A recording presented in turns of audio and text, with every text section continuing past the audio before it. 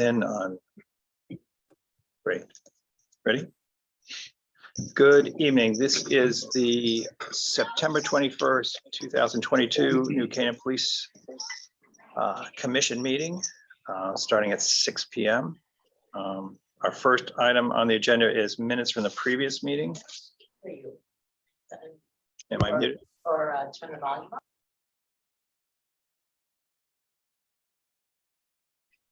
Can I press got it? It says being Yes, press recorded. got it, yes. Maybe that's what. Oh, that's what it is.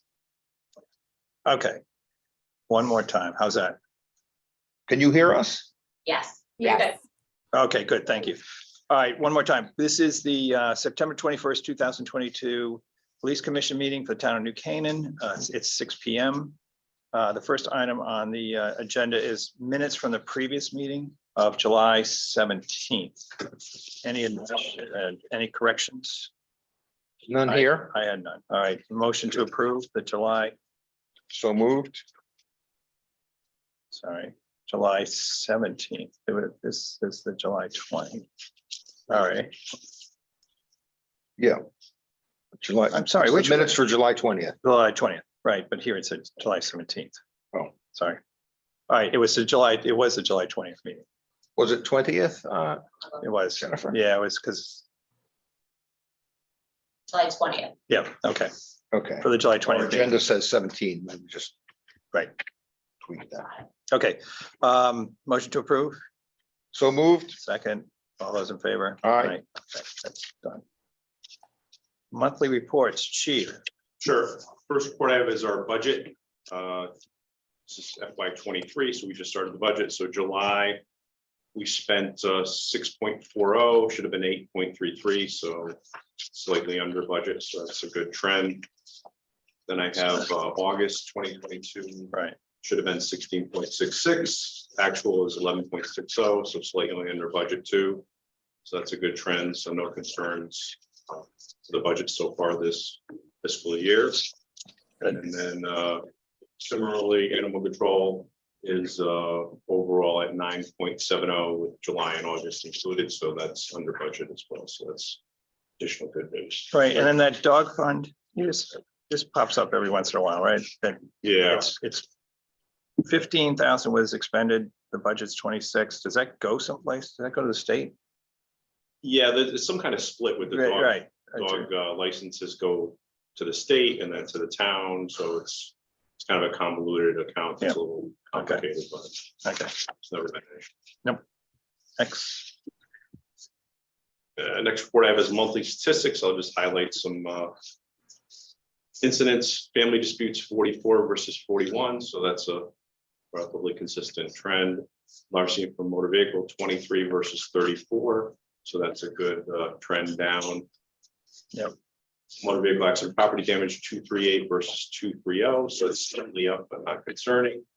Motor vehicle accident damage, injury 23 versus 19. So that's up somewhat. Psychiatric problems 46 versus 27. So that's up substantially. And our officers are doing a great job. Lots of calls for mental health and behavioral health issues that our officers are handling exceptionally well and well trained. And so that's good news. School checks 85 versus 53. And you'll see that substantially go up in the months coming now that we have a dedicated officer that's just responsible for checking all the schools and conducting school checks and ensuring. What constitutes a school check? It could be a getting out of the car and walking around the school in the school, or it could be driving around the school itself and looking for any concerning issues, open doors, etc., suspicious vehicles. So some combination of those, and our patrol ships do it too, but Officer Gibson is the officer that we selected to specifically do that. He's doing a great job, interacting really well with schools and providing an additional level of safety. And likely next meeting, we'll talk about in public, just kind of school safety and security. Nothing concerning, but just kind of give you a little overview of what we're doing and how we're enhancing school safety. Before you move on, location checks are up big, which is great. Yes. This is in response to break-ins and cars in the parks and. Yep, that's largely increase is due to parks checks. Yep. So that's a continued focus point. Stolen vehicles 13 versus 32. That's a big decline. So thankfully, we're seeing that decline. And I think most other communities in Fairfield County are seeing that as well. Some of these kids have been arrested and were dissuaded from coming and stealing cars from us. So that's a good trend that I hope it continues. They made some arrests of, Juveniles, yeah, mostly juveniles in other parts of the state. and do they know were they people who were doing it over and over? Largely, Yeah. largely. It's a group of kids. Okay. I just noticed that motor vehicle violations were up a little under 20%. Is that attributable to more traffic on the roads or? Yeah, I think it, due to COVID, it was declined because we intentionally kind of Yeah. cut back on contact, keep our officers healthy. Hmm. And you're gonna see that continue to drive up as we do more enforcement at problem locations, high accident locations, et cetera. I never looked at it before, but I noticed that intoxicated person, 0. And for the whole year so far, only 2 people. The temperance movement in New Canaan is just incredible. I mean, it's only 2 intoxicated It's in people the full whole force. year.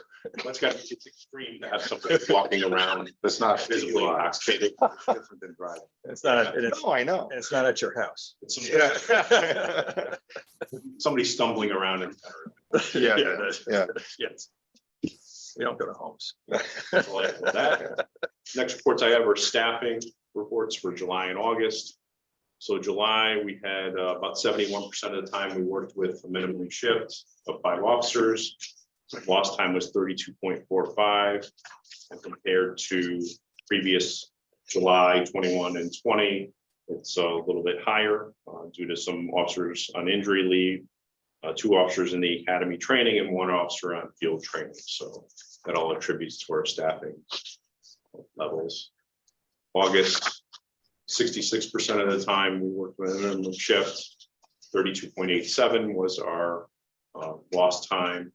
And as that compares to the previous couple of months, it's a little bit higher than 21, but lower than 20. So good news is we only have 1 opening right now. And several officers are in process. 1 officer just completed training, so she's on her own now. And 2 officers are in the police academy, probably won't be for another 6, 8, 12 months by the time they're on their own with field training and completing the academy. But we continue to keep that pipeline full to keep our complement up where it is today. That's all I have for reports. Next item is road closure requests for a block party on Green Avenue. Hi there, can you all hear me? We can. Hi. Hey, Okay, now we can great. see you. Hi. Hi. Okay, so my name's Megan Tatum and I live at 30 Green Avenue, and we are hoping to have our first annual block party for Church, Oak, and Green. And it would be for Saturday, October 1st. The hours would be from 4 to 7 p.m. But ideally, we're hoping to have the street closure just on Green Avenue from 3 p.m. to 8 p.m. so we can have setup and cleanup time. I think that's it. And one little thing that I want to just put out there is my direct neighbor is Shakiba Bennett, who you might know, and Right. she says she's all for this. So I hope that helps. She couldn't make the meeting though, so I had to It pitch does. it. Okay, well, thank you. Any discussion on that? We're good? I think it's Do you fine. have a rain date, just in case? Oh, yes, thank you. Yes, we do. Sunday, October 2nd. Okay, Just one point, just make sure that you keep in mind for access for emergency vehicles if there were an emergency in that area. Great. So the street should have some availability for that. Yeah, for sure. It's our first one, so it's going to be pretty low key. So yeah, absolutely, that can happen. okay. Well, we wish you a lot of success on these Thank neighborhood you. parties. It's great. Yes, Thanks. thank you so much. Okay, take good care. Bye-bye. Okay, well, wait, we got to vote. Do we have to vote? Oh, We have I'm to sorry. Yeah, Sorry. I move I that thought we- I was done. You're done. Now it's our turn. Okay. I move that we approve the road closure of Green Avenue, October 1st from 3 to 8 p.m. with a rain date of Sunday, October 2nd, Same time, same same time, time. right? Yeah. Okay, I'll second that. And Okay. then all those in favor? Aye. All right, you got it. 2-0. Okay. You got Awesome. Thanks so much, guys. Enjoy. You're welcome. Thank Bye. you. Bye. Okay, road closure request for the ergathon. Who's addressing that? Is she, Yeah, I'll read it. okay, So this is. Maria? This is from Maria, right? This is a request from Maria Walker. Right. Buchanan Crew is requesting Saturday, September 30th from 8 to 11 or 9 to 12 in the pop-up park area on South and Elm. And she's requesting approval for this, and obviously this would be contingent on special events, approving it, providing insurance to the town, and coordinating with Public Works to have the area closed off during those Okay. times. Why don't we grant it? I don't know why it's either 8 to 11 or 9 to 12. I would think 8 30th to is 11. Friday, assuming she means October 1st, Okay. right? Is that usually Saturday or is it a Friday? The first is Sat- a Saturday. I don't know. Yeah. I Let would me look assume and check my calendar. Hold on. Yeah, The first is definitely a Saturday. yeah. Yeah. They wouldn't do it on Friday. Right, So it's no, gotta be the It's gotta first be day. Saturday. Okay. Yeah. So make that October 1st, just like the Green Avenue party. Okay, and so we kind of want it from 8 in the morning to noon. Does that make sense? Sure. 8 till noon or 8 to 11? Well, it says 8 to 11 or 9 to, why don't we just make it 8 to noon? Covers it. That covers it. When they're done, and they'll clean up. Sure. And this is in the area formerly known as the Pop-Up Park, right?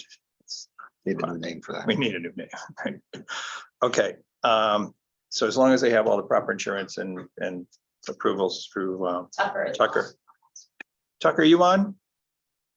Shiza? I am. Here I am. Hi, this is for the crew. Yeah, it's Uh, actually team. this Saturday.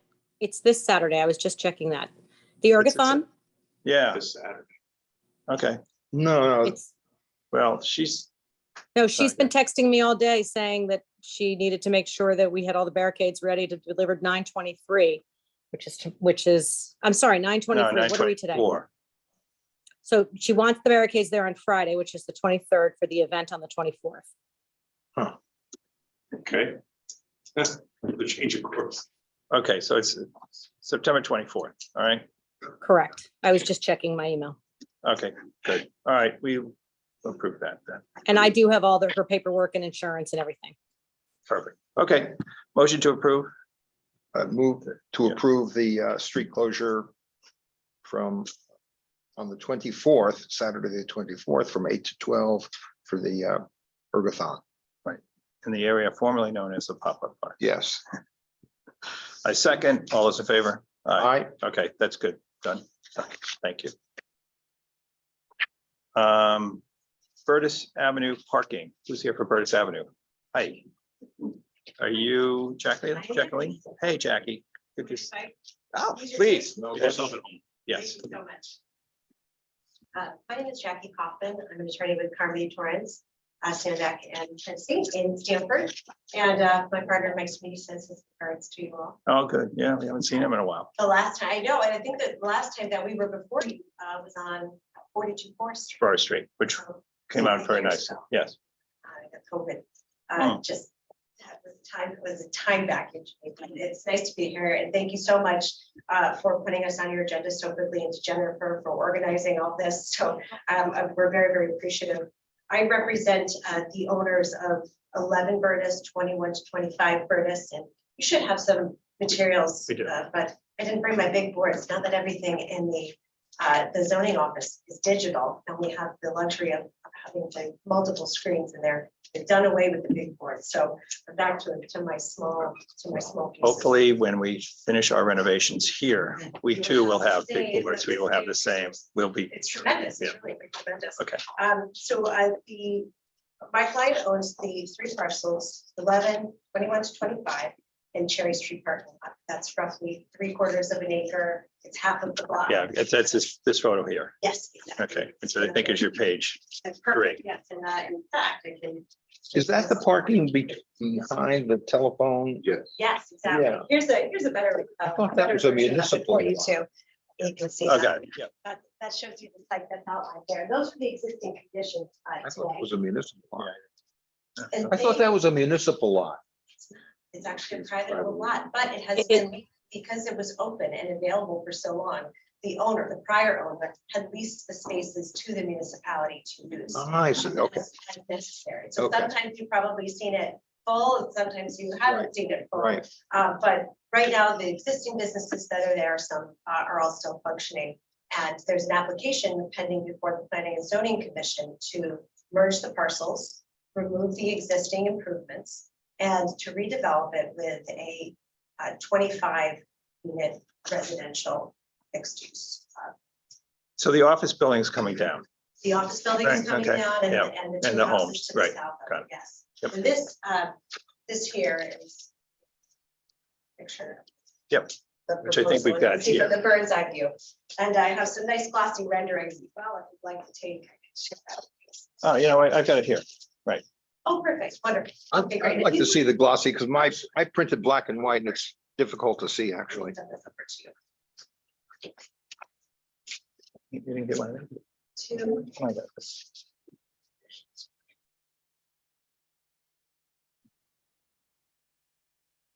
There's parking all along here, because Yeah. actually, I parked over here just today. Okay, You know, cars park all along here. I think that doesn't change. I think what they're trying to do is Yeah. some of this, so Yeah. we can clean that up. Right.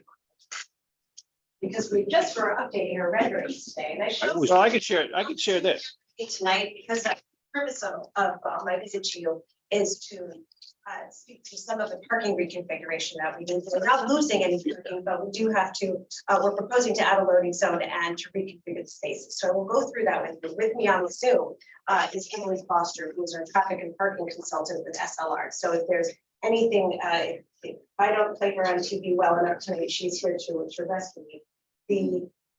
We'll find a great picture. Here we go. Take a look at this one too. This was the original submission. And then I dropped off today. Yeah, If I you got flip that. through those, you see I the got that. renderings, but I this broke is what out it here. looks like here from the corner. Right. Okay, perfect. And then flip to architectural. So then for you, welcome to the- Okay. And one of the benefits of merging these parcels is the reduction of curb cuts on Furnace. What that does is it eliminates it eliminates the activity. And our circulation study, which you have a Right. copy of, Yep. will show that right now we have two-way in and out on Furnace and also two-way in and out on. Those are not connected. You can't go from Burry Street to Cherry Street, but you can take a left or a right. And the condition will be improved by creating a circulation pattern, which is one way in on Vertus Right. and one way out on Cherry with a right turn only. So you will, the way that the project has been designed is to eliminate any conflict with that left turn. And I think that will help with the traffic flow. At least that's what our traffic consultants have recommended. And I've reviewed that also with DPW and zoning. Okay, so so when you're coming out, you can't turn left? How's that gonna work? When you come out of, so Right it's here. going to It's be, this. we take a look to Yeah. yes, Yeah. so now, This is Burtis, right? I see Curtis, you going you'll in. come in Yeah, it's one way anyway. and then you That's come all out this way. And you can only take a right out. And that is a recommended traffic pattern improvement. So Oh, that- yeah, I yes. agree with that, but I don't think anybody's gonna follow it. Well, the way that it's designed, it will be marked that way, and that will be part of the Part of the zoning deal. approval. So to the extent that the ownership or that the building manager doesn't manage that properly, it will be signed to say no left turn. And it will be signed also to say no turn in here as well. Hmm. And any violations of that can be reported as a zoning infraction. It's. Yeah. You Okay. can't take enforcement action. No, it's because we could sit there all day and, Well, no, it's private property. You couldn't Yeah. enforce it. oh, that's right. It's not it's not like coming out of the street. It's not like nursery or something.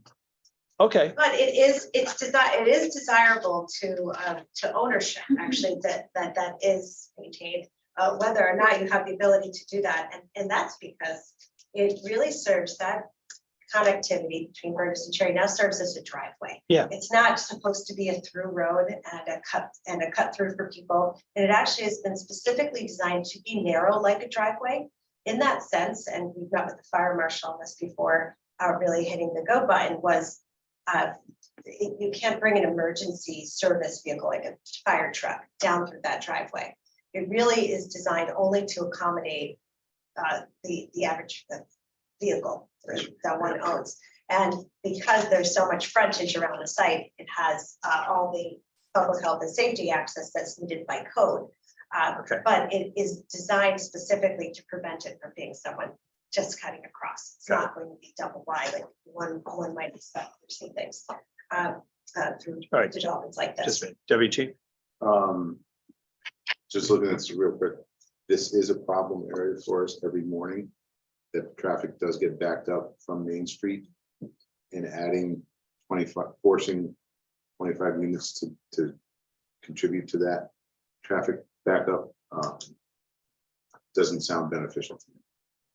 It sounds like that could be problematic every morning because we do have significant traffic delay, and we have done traffic studies at Main and Cherry Street to try to improve that intersection and the traffic flow there for years prior to any of this. Because that 8 o'clock hour, that traffic backs up from Main Street almost all the way to Burtis Ave for a period of time there. Would there be any consideration to reverse the flow, have traffic come in Cherry Street and then exit out onto Burtis? That's an interesting concept that I will ask Emily if we would consider that. I know that I have never considered that, but we've been made aware of that from both from our neighbors, from folks down in Town Hall, and also my own research shows that there have been issues that back to 1959 when there was the old newspaper articles, and that was prior to the Cherry Street expansion. And in fact, the study that we submitted to you at the end of last week, which is a circulation study, addresses some of those questions. And based on the ITE and the CONDOT standards, this proposal actually improves conditions. The commercial activity that's there now, by statistical calculation, produces more traffic in and out at peak hours than this proposal will. Although this is anecdotal only, the expectation is that folks who do live here, and these will be owner occupied, this will not be rentals, there will not be that much turnover, they will be for sale, that they are expected to take the train. They're looking for downtown living for a reason, either because you are working in the downtown, taking the train, or because you are not necessarily as transient by car. So the expectation is that is the market. I know that's anecdotal only, but it is supported also by the evidence that our traffic consultants have provided. If you'd like a specific answer to that, I can read from this, or we can tap into Emily. No, that's not really why you're here tonight. It was just a comment. No, but actually, it's important too to the parking, to the parking presentation too, because we are able to eliminate the curb cuts that eliminate some of the in and out and some of the conflicts, especially the left turnout, which often is something that is delaying traffic along Cherry Street. on Burtis. Oh, on Onto Cherry, yeah. But on Burtis, the studies that you have and the pictures that you show that your truck can come down. And one of the abilities under the special permit regulations for zoning that you can ask for a loading space to be eliminated. Now, the reason we need a loading space, now everyone needs a loading space today because everyone receives packages, but by regulation, a loading space is something that's required when you have a commercial use. And this zone and this density is proposed under a regulation that requires mixed use, meaning you have to have some sort of commercial activity within your development. And so we propose that with a small 450 square foot leasing office, and that meets the code.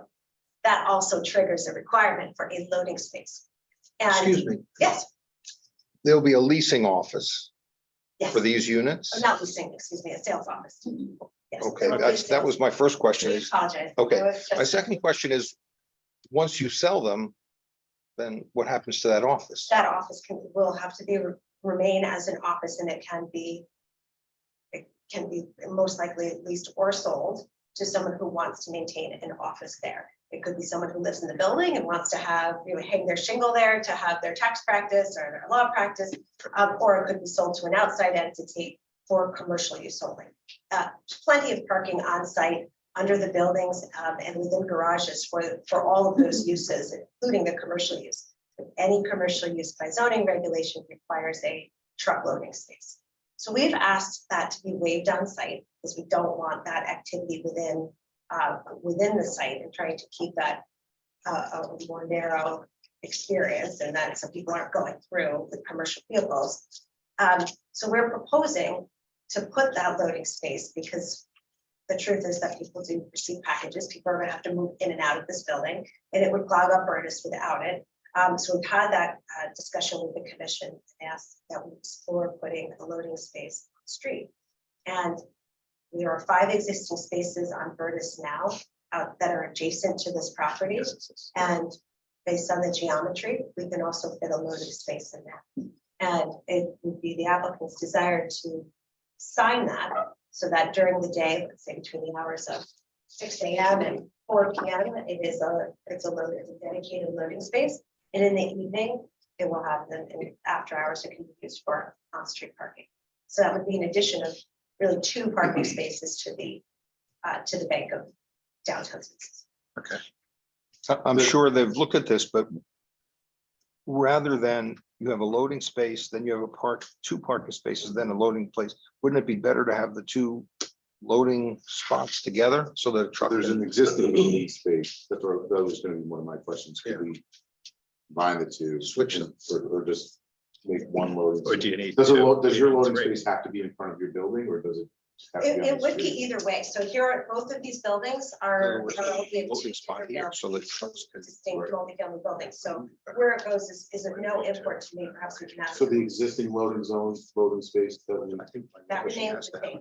That's no, I it. understand that, but that doesn't meet the requirement to have a loading space? Well, it could, but because it's not adjacent to our property, it is because there are so few actual dedicated loading spaces left in the downtown. Because many of those have been converted to the 15-minute parking and they function like loading spaces, but they're not dedicated loading spaces.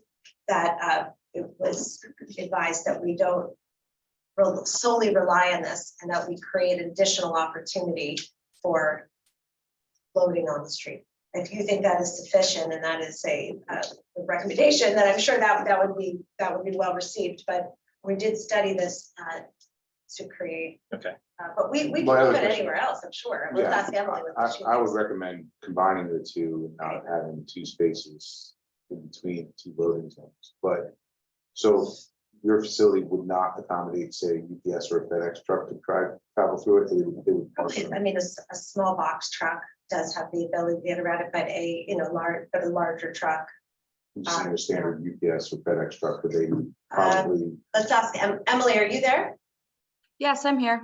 Okay, hi, can you introduce yourself and can you answer for us 2 questions? One, can the average box truck make its way through the property? And number 2, is there a compelling reason why we couldn't move the loading space adjacent to the other existing loading space? Sure. Yeah, I'm Emily Foster with SLR Consulting. We did the original traffic study and then the supplemental circulation study for this development. So the answer to the first question, a box truck would not be able to access the site. It's really only designed for what we call in the industry passenger cars only. So that's kind of just your typical car. So it includes, like a pickup truck and all that stuff, but generally a box truck would not really be able to circulate around the site. Okay, can an ambulance get in there? One of our ambulances? Or is it kind of boxy as well?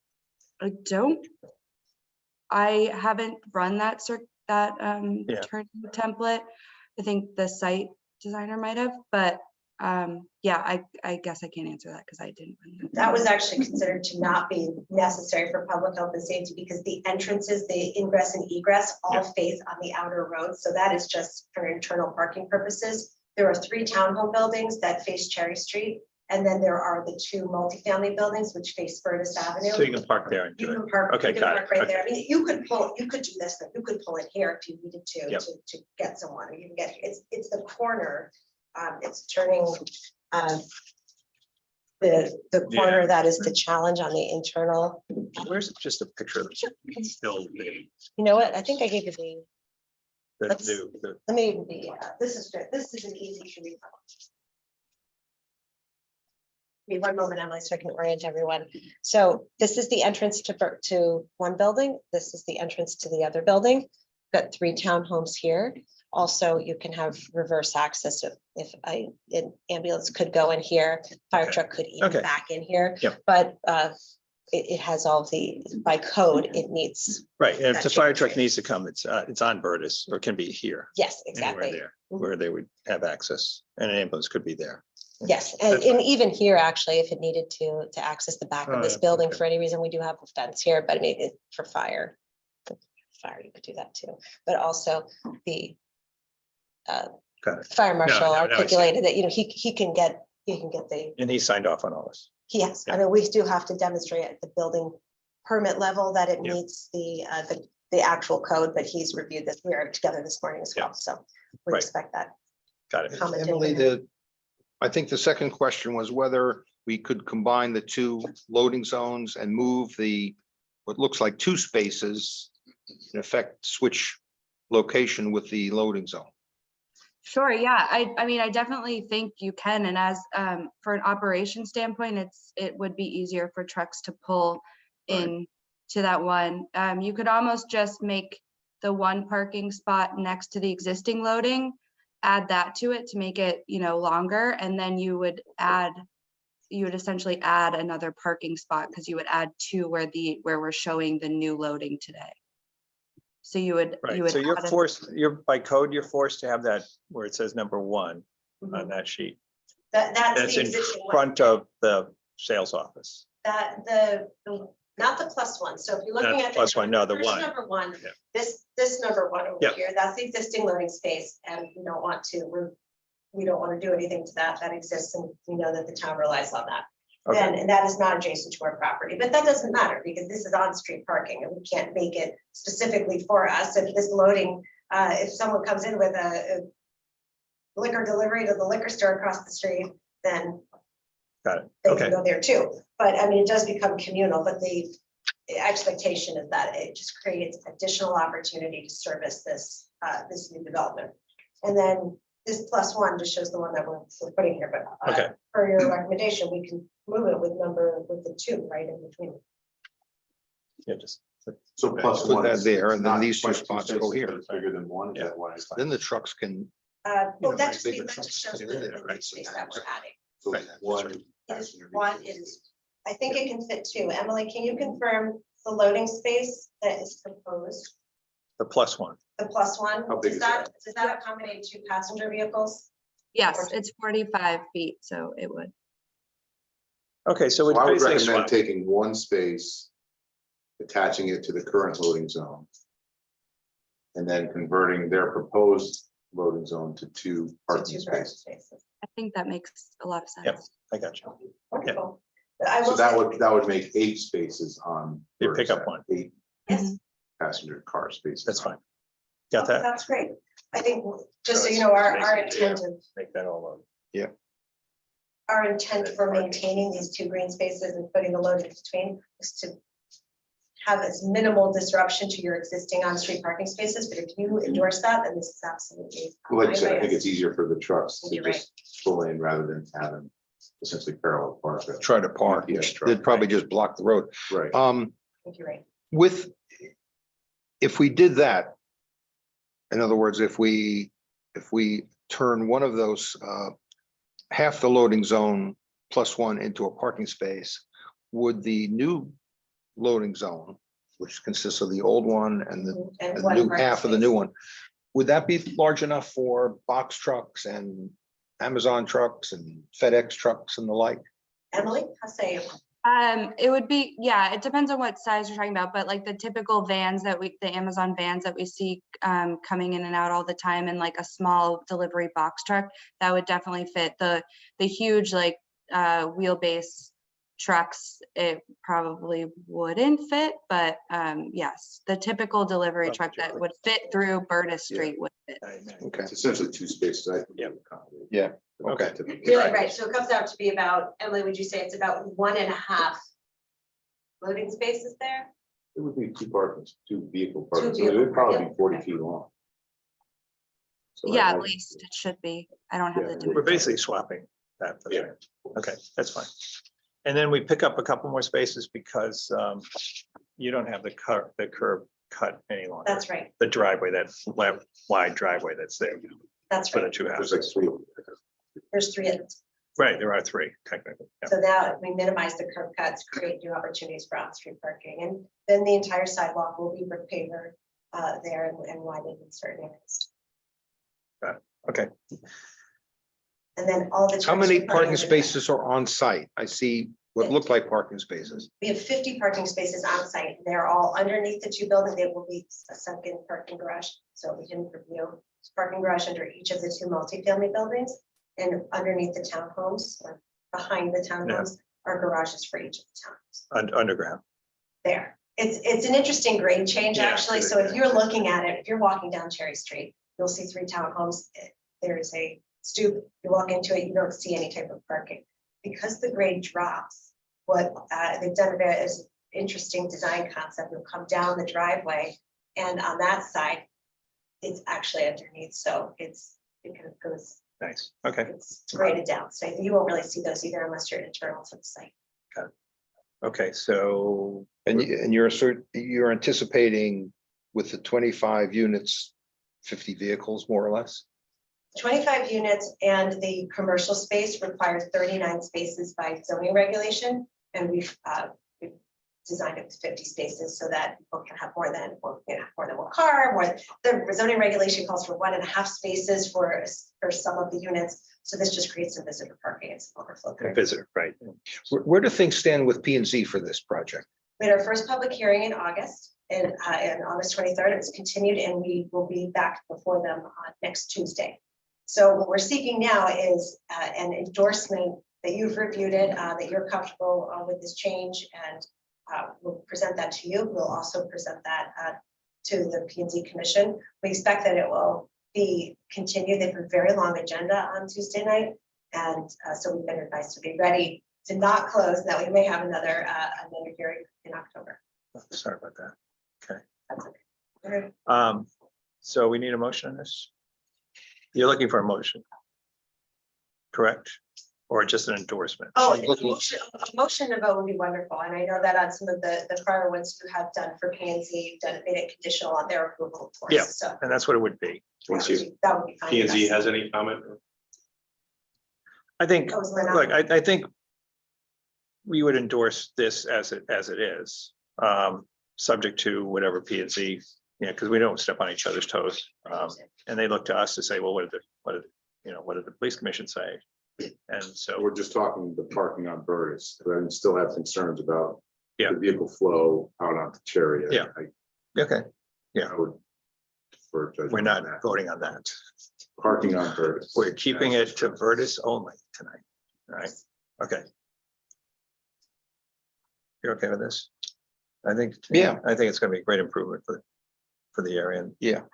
And pick up a couple of parking spaces and a larger loading zone. Yep. So it's all plus. So So, motion to endorse. I guess the motion would be that we,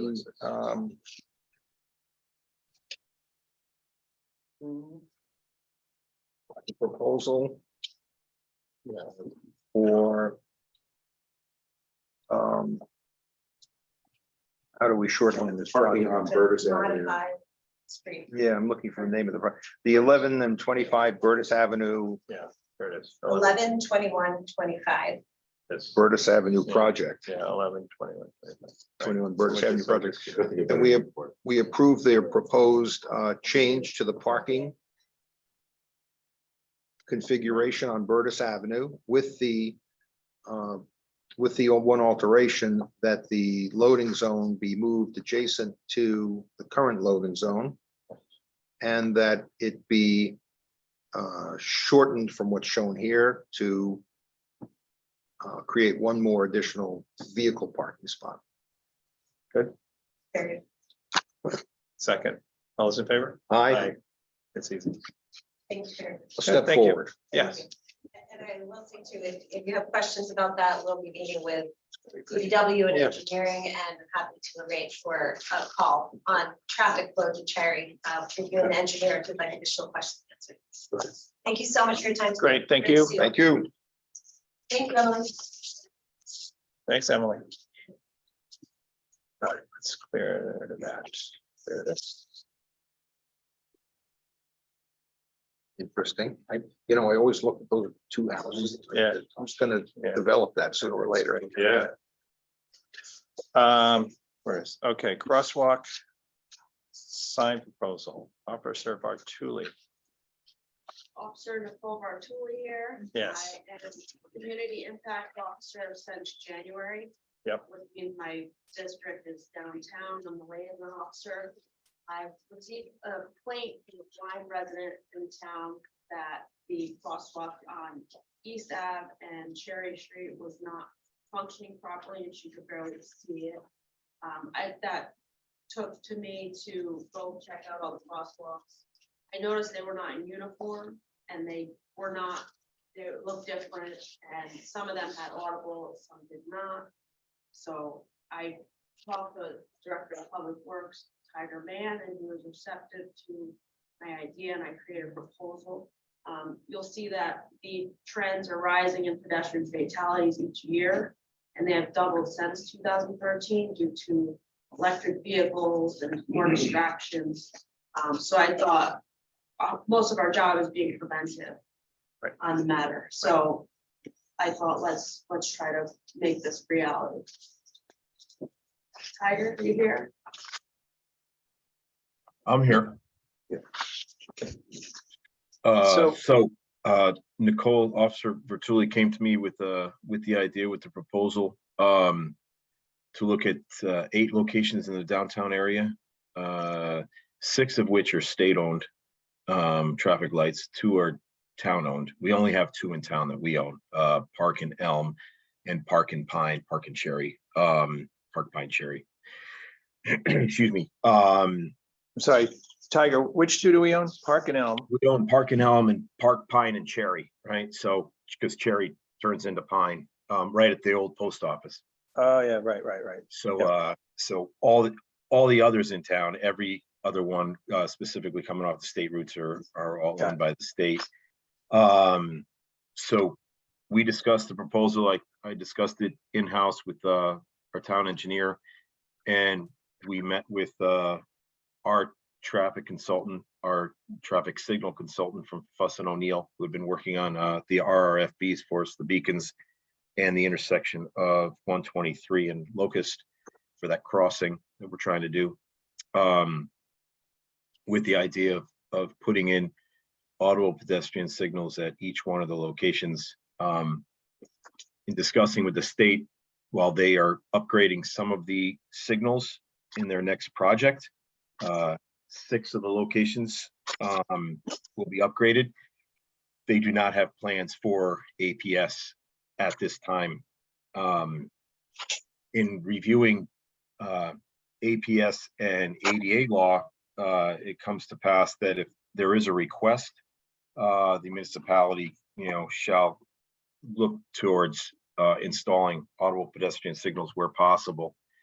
I think that in the downtown area, it's a good idea to do this. Yeah, with the sidebar countdown. Counting from however many seconds from, based on the distance of the road that people will be crossing. Similar to like figure 4 that you have. So all of ours are there. There's They're not all no the same group, consistency Yeah. in Some what have we've been got. Improved or replaced, so. Right. Right. The state, since they come in and replace the signals as needed, when they're past their useful life, they run into different series of regulations at the time. So, or, certain standards. So we do have some that don't have a countdown timer, some that do have a countdown timer, APS, no APS. So this would standardize us in the downtown to have both a countdown timer and an APS, an audible system. Some of the signals that the state will be upgrading, they'll be putting in the countdown timer, but they won't be putting in the APS. So what we plan to task the engineer with is to work with the state on their upcoming plans to then try to coordinate what they're doing with what we would like to ultimately achieve.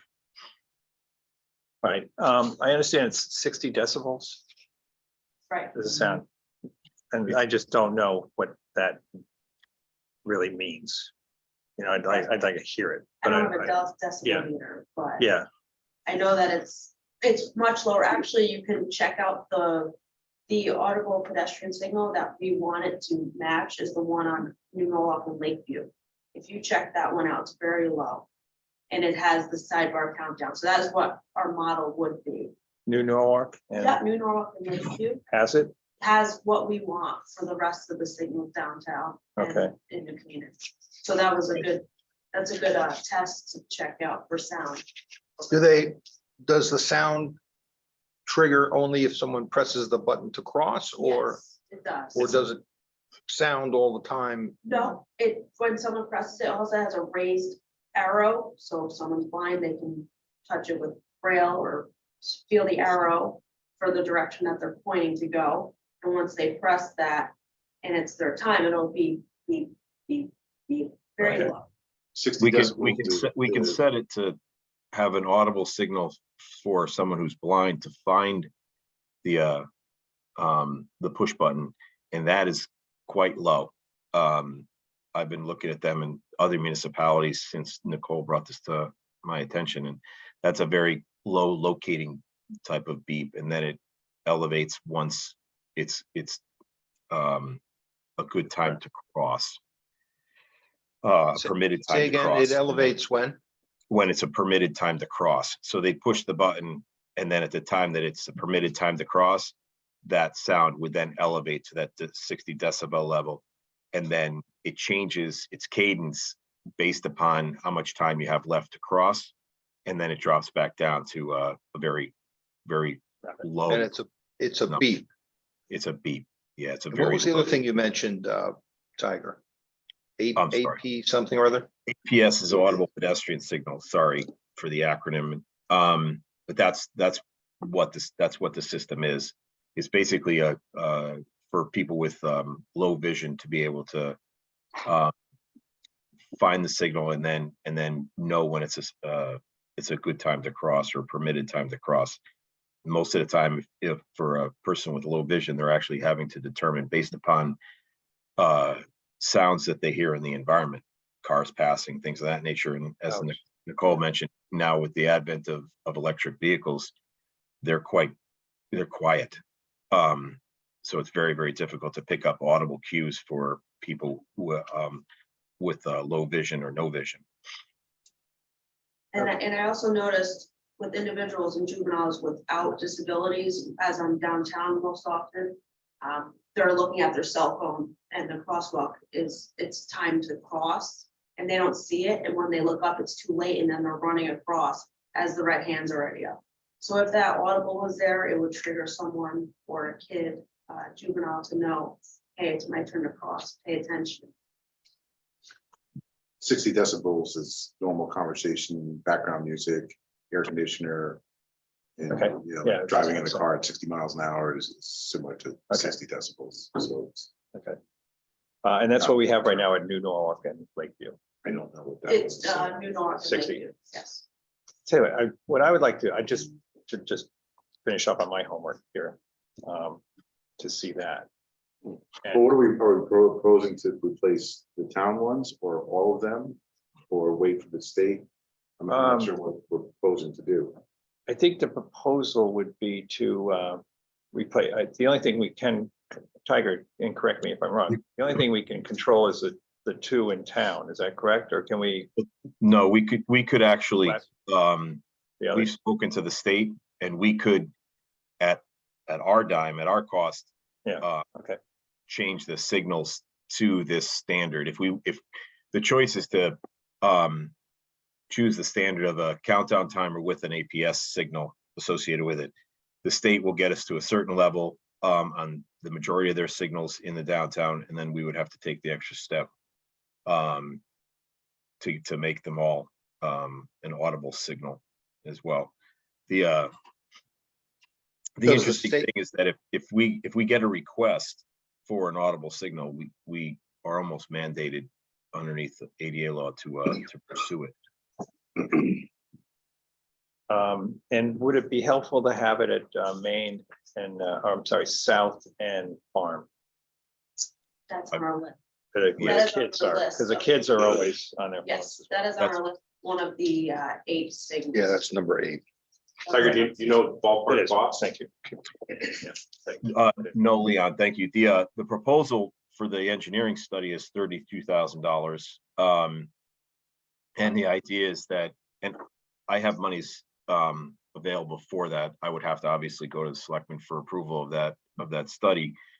And then the thought would be, as part of that scope is a cost estimating for the project itself.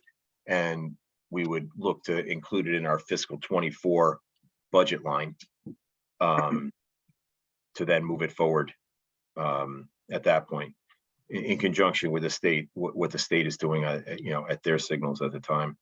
Because the project that they're running right now is this year and next year for some of these signals that they're going to upgrade. And we would, like I said, we'd like to take it to the next step. So am I correct? The state will do this on its own? Some of it. The state is already doing some of it. You don't have to approve it because they're already doing some of it. We're asking to take it to the one step further.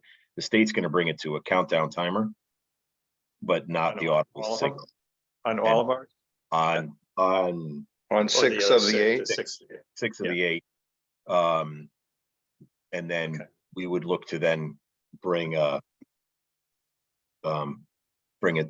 rest of the way. And when you say a countdown timer, what is that? Countdown timer is when you press the button and it turns to a walk signal. You have the walk signal and associated with it is a countdown timer starting at however long the interval is for you to cross the street. It would start to count down 15, Right. 14, 13. But it's a visual sign. It's not a sound. Visual sign. No, Yeah, yeah. it's a visual sign, tells you exactly how much time you have left to cross the street. Okay, Instead of now, what we have is we have a flashing hand, Yeah. and then the flashing hand stops, that's this would actually give them time. Yeah. Tell them exactly give them the time of how much time they have left. all right, I tell you what I would like to do. I'd like to just finish my homework, our homework. Yeah. Just to hear the ones Yeah, I that would too. Norwalk and Lakeview. But this is a kind of, input that we'd like to see. And thank you, Officer Julie, for pointing all this out. And this is a great report. So really, want to encourage this kind of performance out of our officers. It's been great. So thanks. And thanks for bringing this forward to us. Of course. And now we'll take it to that next step and work with Tiger and you and John, of course, to see where it all makes the most sense. It may not be 8, it may be 1, or maybe 2, or maybe all 8. Right. Could be more. All right, yeah, if you, actually in the proposal, if you check the opposing views and the 8 crosswalks I have listed, Yep. it tells you the current condition of those Right. crosswalk signals.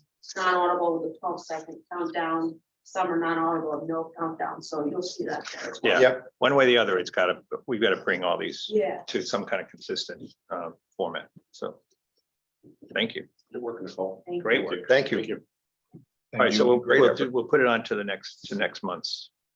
Because all I gotta do. We'll is go down. listen We'll to go- the, I'll go down, Yeah. do my field trip. okay. All right. Thank you, Tiger. Thanks, Tiger. Thanks, Tyler. Thank you. Thank you very Okay. much. Next is Building renovation. building renovation and training center updates. A couple of weeks ago, I think the Board of Finance approved 1.2 million and 300,000 in an account, so 1.5 to move Thank you again. architectural drawings forward and move the whole project.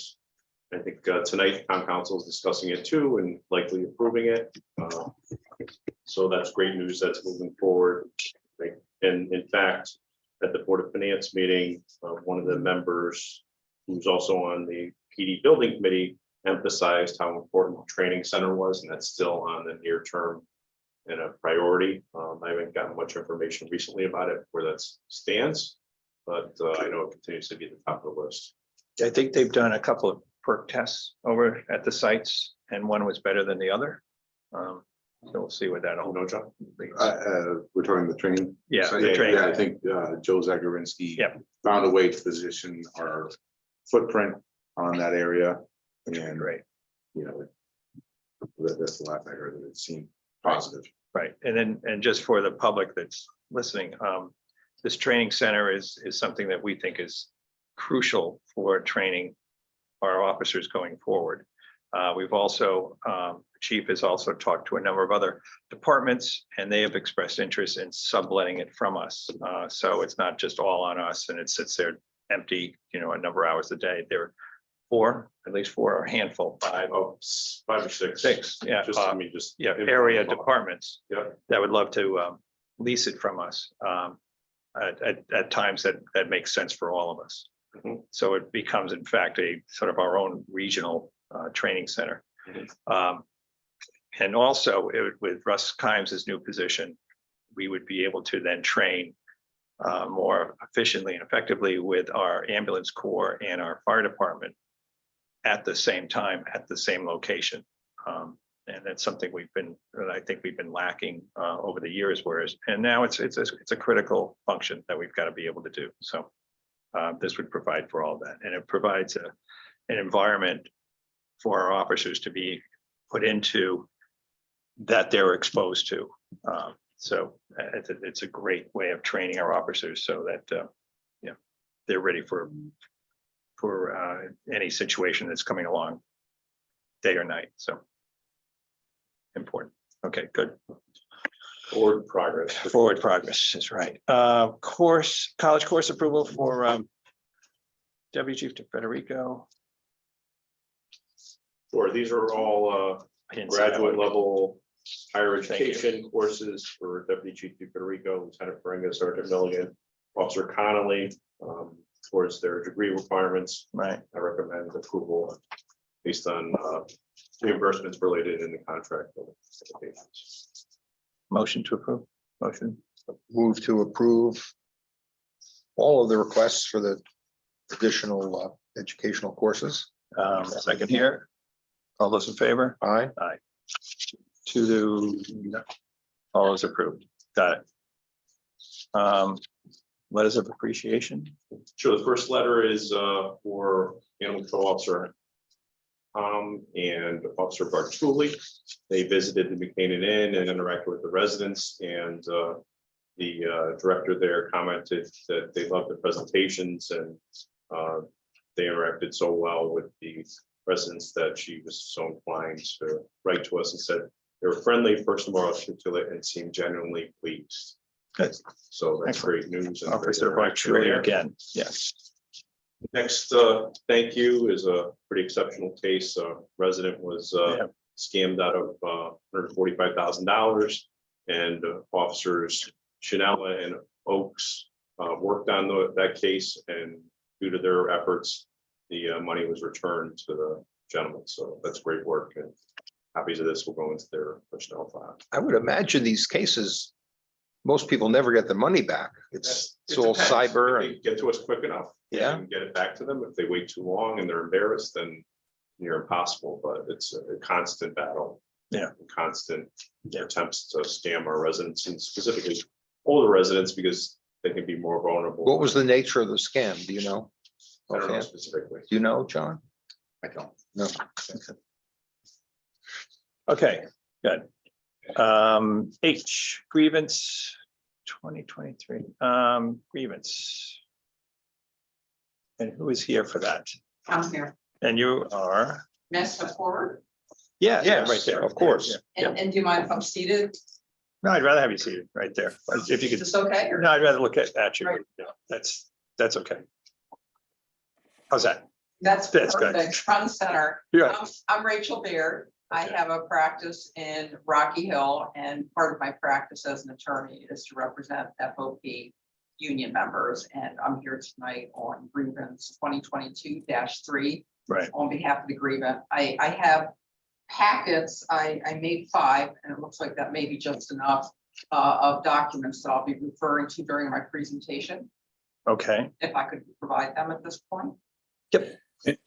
While she's doing that, this is Chris Hodgson. I'm an attorney representing the town.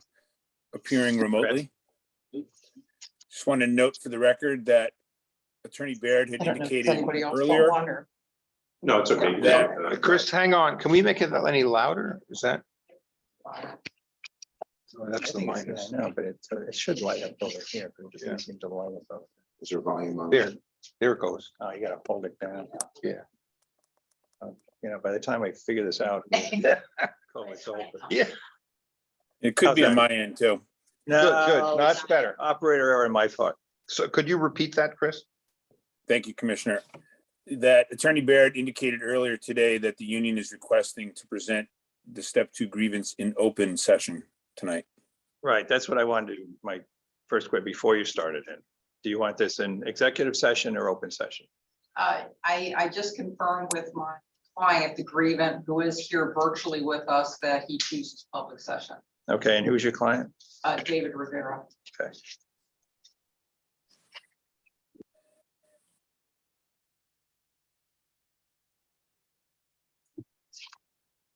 Okay, thank you, Rachel. Go ahead.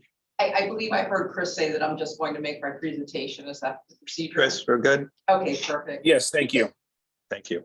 Good. The first document that I provided is the grievance form pertaining to 2022-3. The reason why we're here tonight, it's step 2.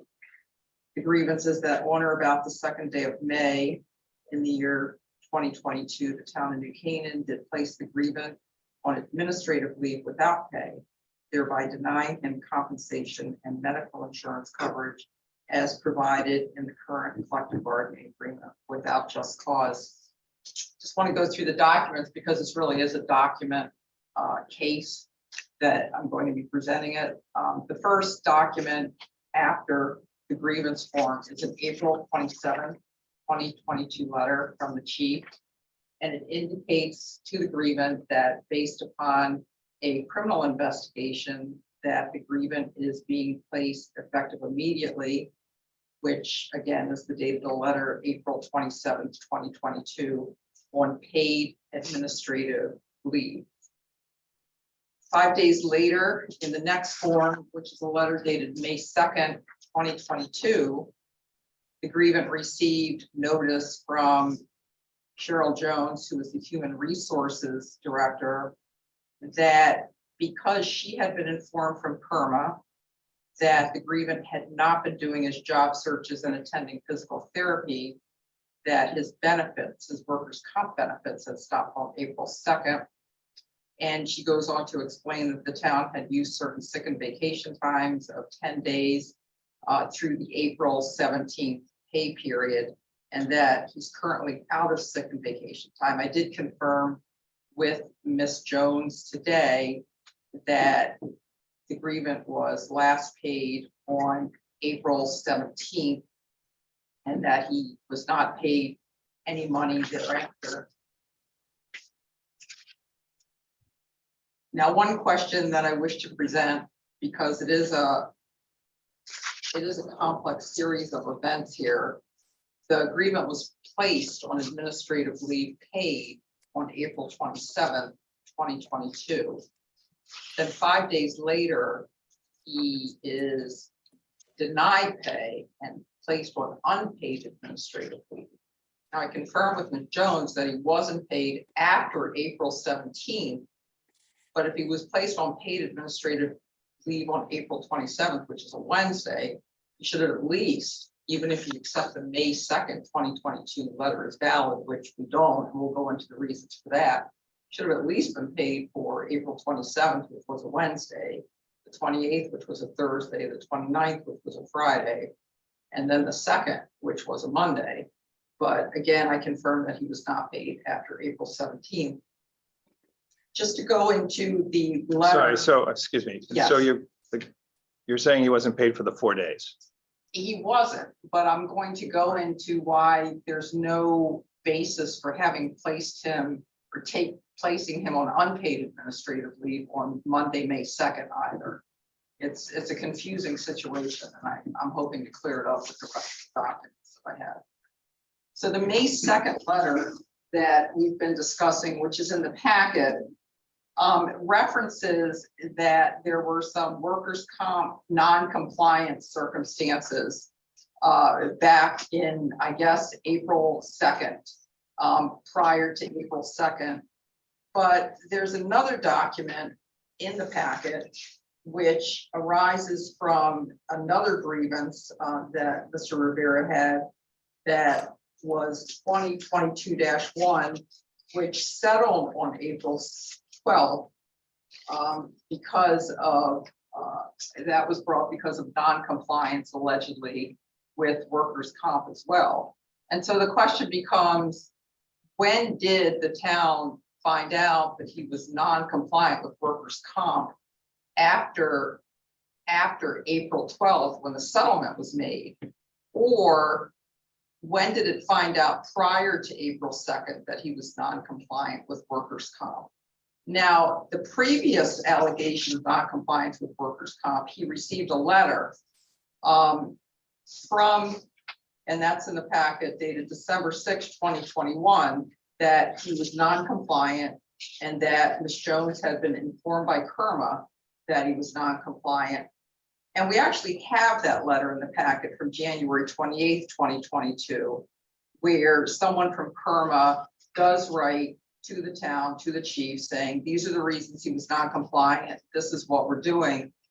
But with regard to the May 2nd letter of 2022, there's no indication what report Kerma made. There's no document that I've received showing that Kerma indicated that the grievant was non-compliant.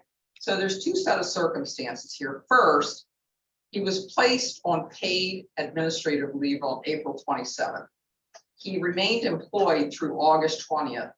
So why wasn't he paid from August 27th, 2022 through April 27th, 2022 through August 20th, 2022?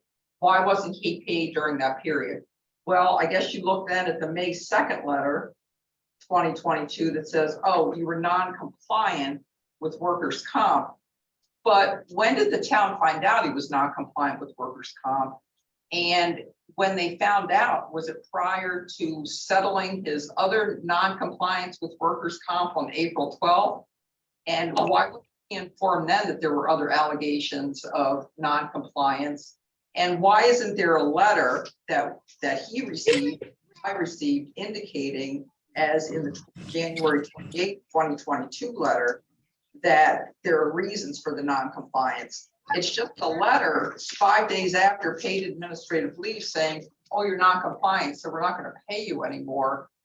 Did they find out between August 27th and May 2nd that he was non-compliant?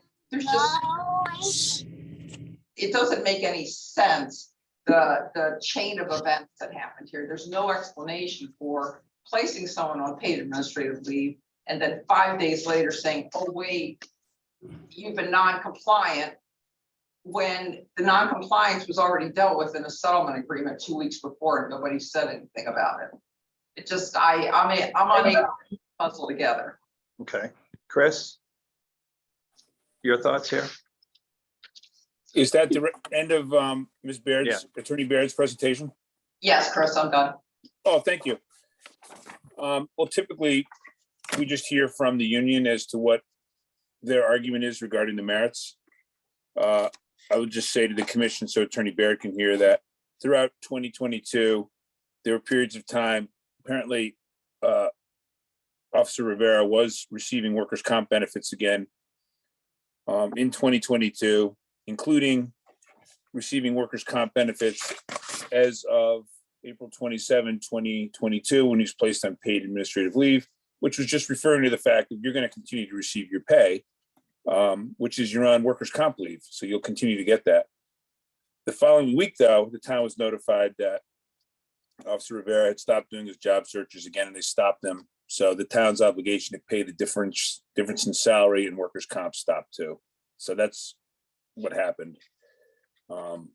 So I would ask you to consider that, and maybe if Attorney Baird has anything else to add based on my comments, or if you have any other questions for Attorney Baird, we could do that. Yeah, I think I'm good. Any other comments? Attorney. Well, clearly I may be at a disadvantage because I don't have access to all the documents that the town has access to, but I did specifically ask Ms. Jones for any documents, any communications between Kerma and the town about the Rivera's workers' compensation. And now I'm hearing that perhaps after April 27th, 2022, there was a communication with the town from Kerma. The next week is, if I heard it correctly, the week of May 2nd, that there was non-compliance. I don't have that communication, so it's hard for me to address that. Okay. I did try to get it, but it's hard for me to address it if I don't have it in front of me. I would Okay. just add that I'm not sure there is a letter that at the time Kerma wrote in December and January, that could have been at the request of the town. Do you want to hear, Cheryl Jones was involved with Kerma. Maybe she can answer Attorney Baird's question. Cheryl, you're on it. There you are. Okay, first of all, Attorney Baird, you gave me 24 hours to respond to your FOI request. So if you were looking for information, it would have been very helpful if you had asked us a couple days before this. And also 3 hours before the meeting today, you then sent more information. So as the HR director for the town, I cannot respond to these requests that quickly. Your client, Mr. Rivera, at a hearing back in January was told by the commissioner, if he does not do his job searches, he will be cut off. And so Kerma does not continually give letters every time they cut someone off, but Officer Rivera was very aware of what his responsibilities were. Thank you. Thank you. Any other comments? I didn't hear in that presentation what the communication was from Kerma after April 27th, 2022 about the non-compliance. I don't believe that it was not in writing. I believe we're notified probably by a phone call, Cheryl. I had received a note from Kerma's attorney that they do not put another notice in writing once the individual does not do his job searches, which Officer Rivera was aware of, then comp would stop. And we went through this back in December and January, so we were very aware of what he needed to do. Okay. So my understanding is there's some kind of note or communication from attorney, I think it's Polito. Would that be who contacted? I don't know that. Well, it'd be the town's attorney, the town's workers' comp attorney. Okay. No.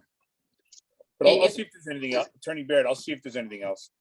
If I could just clarify with Ms. Jones, so there was a communication from someone after April 27th, 2022. Well, I'll respond. I Huh? believe she said the Kerma attorney for the town let Ms. Jones know. Okay. All right, there had been non-compliance. Okay. Okay. Anything else from your side? Yeah. Yes, I'd like to make a quick comment. The grievance here Okay. indicated he may want to comment. Go ahead. Good evening, Board of Commissioners. Thank you for allowing me to have this time to speak.